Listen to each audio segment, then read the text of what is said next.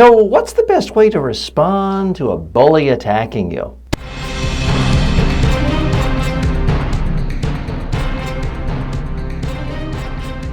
Speaking, the show about effective speaking in public, to the media, at work, and in life. Speaking with TJ Walker.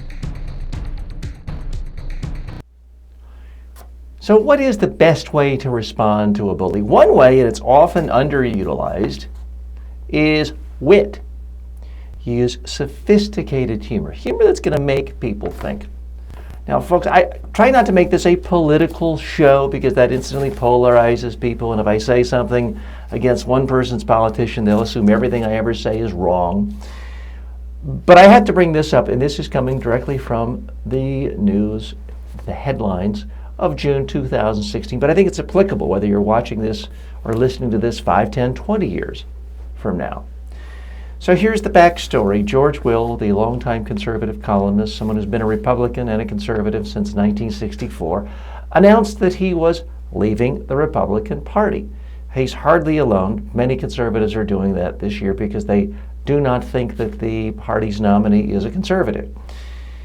So when that came out, the party's nominee, and in order to try to be fair and a little more, or a little less polar, I'm not even going to mention his name, but the party's nominee, the presumptive nominee, then put out a series of tweets saying basically George Will is a big dummy.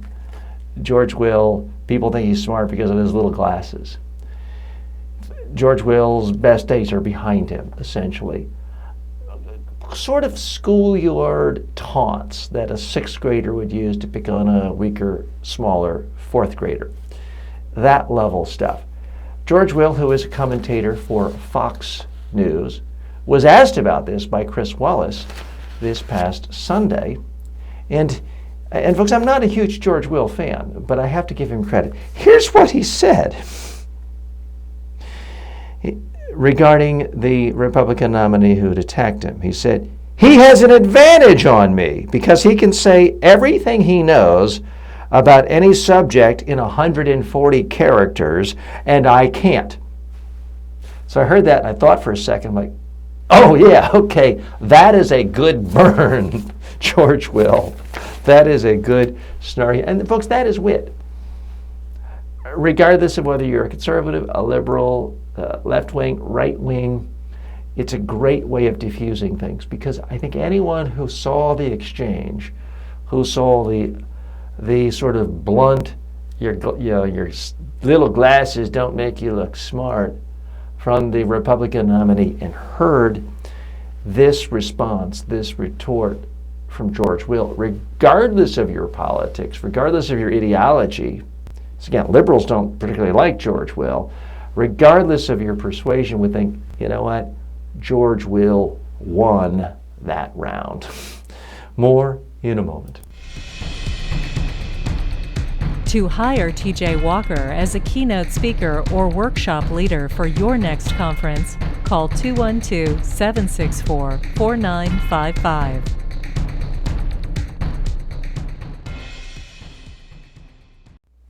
So, folks, those of you listening can't see me. Those of you watching this program, see, I have a glass of water right here.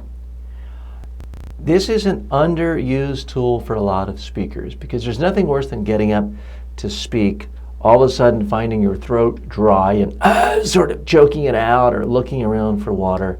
There's nothing wrong with drinking water when you are presenting. Now, if you're going on a short TV interview, 5 minutes or less, you shouldn't have to be grabbing it. You don't want to look like Marco Rubio did back in about 2013 or so when he was giving the response to the State of the Union address and he awkwardly lunged across the screen to get a bottle of water.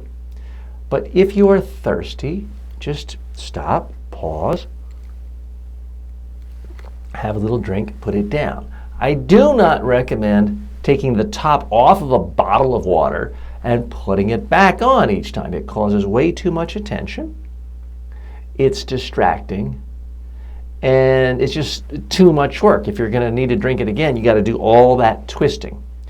The other thing is, while it doesn't bother me, some people are offended. It offends their sensibilities to see a grown man or woman drinking out of a bottle. So you're always better off with a glass. Now, those of you watching can see that I have lots and lots of big ice cubes in this. The reason for that is it's a very warm day. It's summer in Long Island, and I have to turn the air conditioning off in the studio while I'm recording because I don't want the sound to be messed up. So it's rather warm in here. So to cool myself off, I'm drinking from this. Now, I'm able to drink this when the opening credits are playing or during an ad or during closing credits. So you're typically not seeing this. But if you're up on stage and you are thirsty, you're talking for 20 minutes, maybe even an hour, nothing wrong with it. You'll often see many skilled comedians at comedy clubs stopping to take a drink. Nothing wrong with that. Here's the other thing they're doing. That split second when they put the glass down or their bottle of water down, they're often looking at their notes to see where do they want to go next. Now, I've seen even Broadway performers use this trick. I've seen Bill Maher, the famed comedian and HBO star, on Broadway in a packed house with 1,000+ people there, drinking water during one of his shows and putting it down. Now, it is true. You're not going to see somebody during Les Mis or Phantom of the Opera drinking water, but they're also not talking typically for any one long stretch. There's different scenes. They go back. Their costume changes involved. There's time for them to drink backstage. Even if you don't normally drink a lot of water all day long, when you're speaking in front of people, you're going to get thirstier because you're speaking a little louder. You're projecting. When you speak louder, you're pushing more air over your vocal cords, your mouth, your tongue, your lips. When you push more air out, you're drying them out. And that's going to make you thirstier.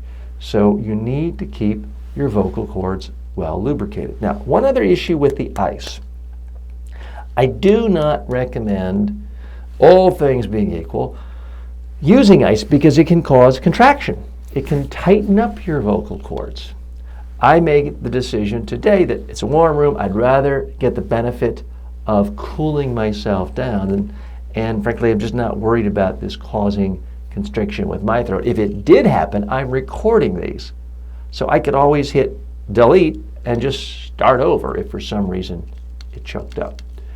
The thing about water is don't act embarrassed. Don't meekly drink it and act like no one's watching it. Don't be too quick. Try not to spill it. People will remember that. But just occasionally, every so often, you're thirsty, have a little sip, put it down, and keep on talking.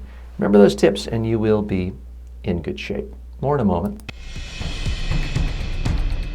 To hire TJ Walker as a keynote speaker or workshop leader for your next conference, call 212-764-4955.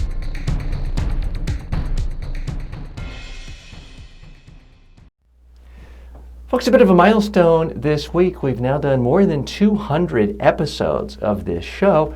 The audience continues to grow. I have to confess, I'm enjoying this, having a lot of fun. I hope you are too. I want to thank those of you who are regular listeners and viewers. Some of you have told me that you just start your day by listening to this podcast because it's an easy thing to do. You've got a 30-minute drive to work. You're looking for something that isn't just the mindless chatter of the Z100 Zoo crew, and you find information, tips from here useful. I want to thank you.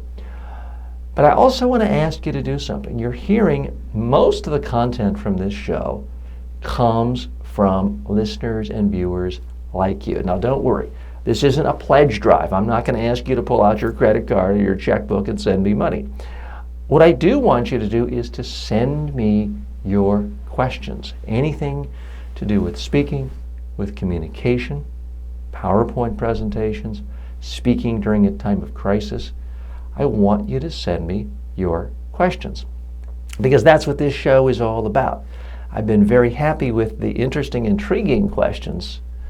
Some of them earlier this week regarding the bodily noises that can come out during a speech. So nothing is off limits here, folks. If I think you're asking a question that is sincere, that other people could benefit from, that deal with real life issues, I'll answer them, even if it's an unpleasant subject, and I will give you my honest opinion.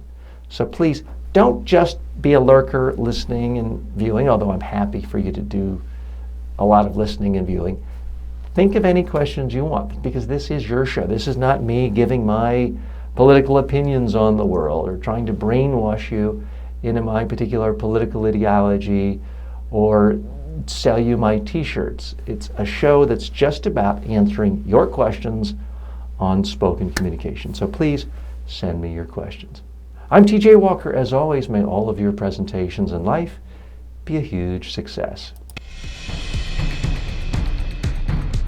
Speaking with TJ Walker is the #1 rated daily streaming TV and radio show devoted to all aspects of speaking and communication. If you received value from this show, then please subscribe to it at MediaTrainingWorldwide.com. Please review the show, leave comments, and share it with your friends and colleagues today.